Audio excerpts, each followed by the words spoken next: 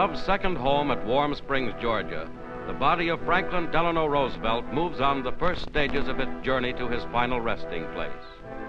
Scores of sufferers from infantile paralysis sorrowfully bid farewell to their great friend and benefactor.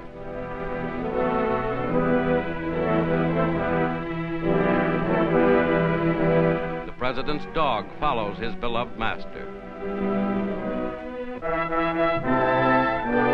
Aboard a special train beginning the 24-hour trip back to Washington, the 31st President of the United States leaves Warm Springs forever. And all along the 700-mile route, people gather to honor President Roosevelt and his ideals.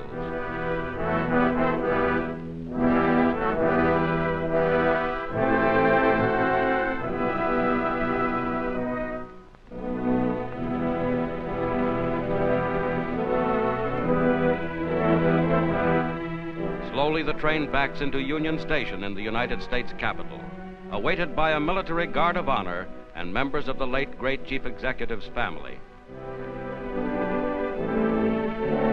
With Justice Byrnes and Secretary Wallace, President Harry S. Truman heads the assemblage of the nation's leaders. On a 6-horse field artillery caisson, escorted by representatives of every branch of the nation's armed forces, the casket passes grief-stricken throngs of people en route from the station to the White House.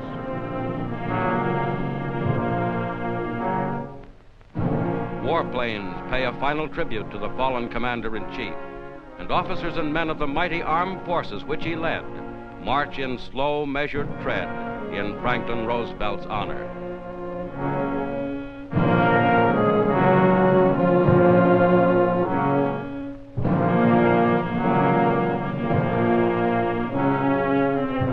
Across from the White House in Lafayette Park, the men, women, and children whom Franklin Roosevelt served so well watch in tearful silence.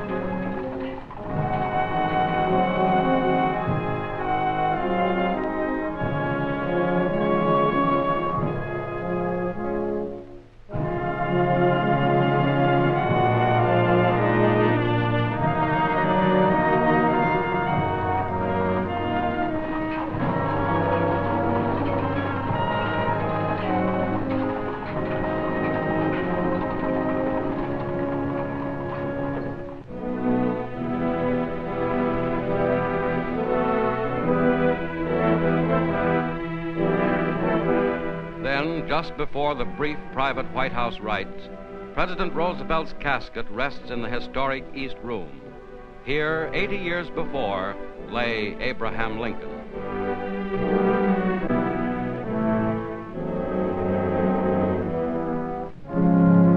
Now, home again, to the garden of his family home in Hyde Park, New York, comes President Roosevelt.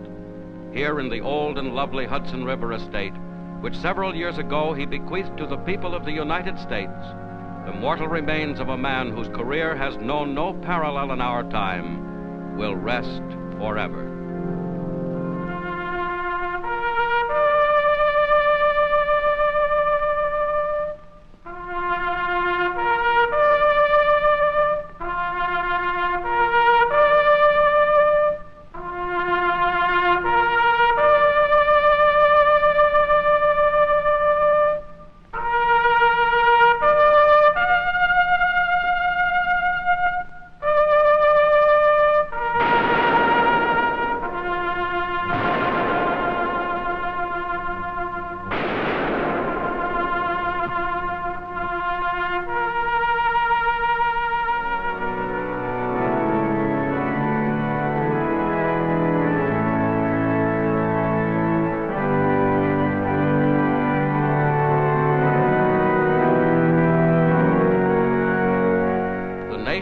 and the world mourn with Mrs. Roosevelt and her family.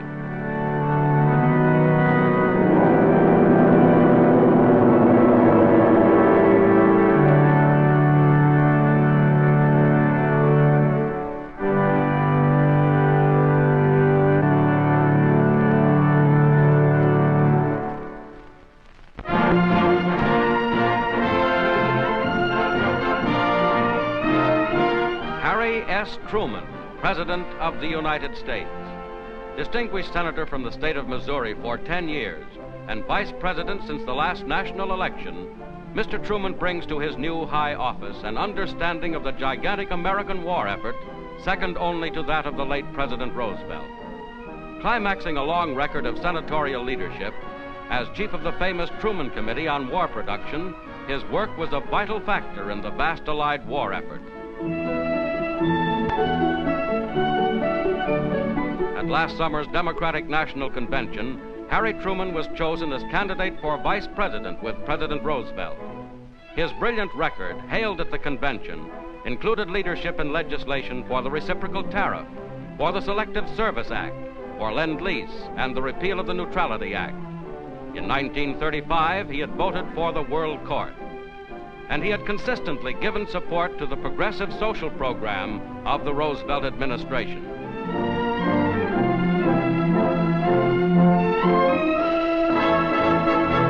Returning to Washington with Mr. Roosevelt, Harry Truman was now the Vice President-elect.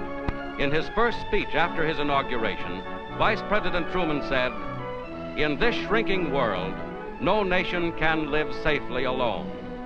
Peace-loving nations must band together for the preservation of human progress." As President Roosevelt's second in command, these words expressed the American program. Franklin Roosevelt, born to wealth, and Harry Truman, one-time farm boy, were firmly united on that and every other major world aim. As the nation is plunged into mourning by President Roosevelt's death, Harry S. Truman becomes president, the seventh American vice president to assume the office under similar circumstances. President Truman takes over his duties. He announces that the San Francisco Conference will go ahead as scheduled, and immediately receives the nation's military leaders, War Secretary Stimson, Army Chief of Staff Marshall, and Fleet Admiral King.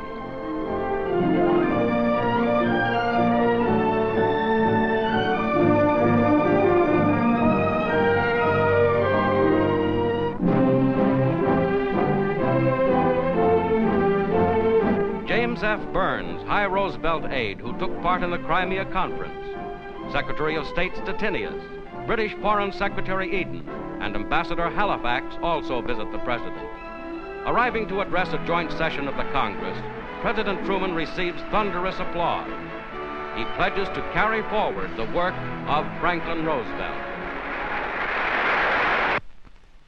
With great humility, I call upon all Americans to help me keep our nation united in defense of those ideals which have been so eloquently proclaimed by Franklin Roosevelt.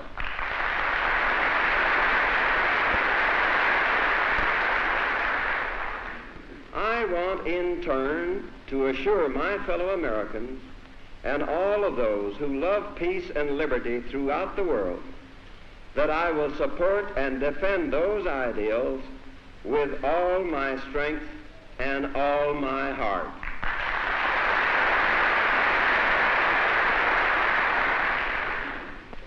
So that there can be no possible misunderstanding, both Germany and Japan can be certain, beyond any shadow of a doubt, that America will continue the fight for freedom until no vestige of resistance remains.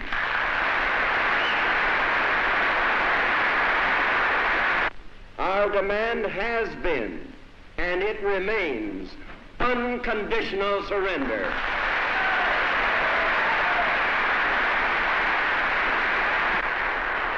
We will face the problems of peace with the same courage that we have faced and mastered the problems of war. In the memory of those who have made the supreme sacrifice in the memory of our fallen president, we shall not fail.